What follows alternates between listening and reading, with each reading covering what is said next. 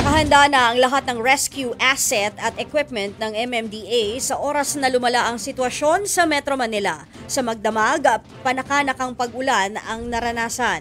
Gayunpaman, ayon sa MMDA, ready na ang kanilang mga bangka, life vests at rescue vehicles. Bukod dito, naka-standby na rin ang lahat ng kanilang tauhan para sumaklolo.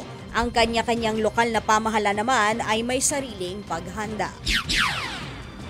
Gaya na lang po sa Maynila kung saan maagang lumikas ang mga residenteng nakatira sa mga lugar na madaling bahain. Kabilang na dyan ang mga residenteng nakatira malapit o sa tabing dagat mismo.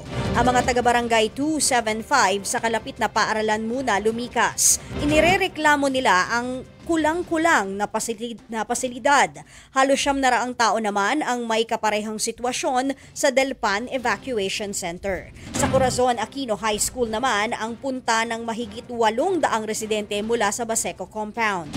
Siniguro naman ng mga lokal na opisyal na patuloy ang pamamahagi ng pagkain at mga pangangailangan ng mga inilikas na residente.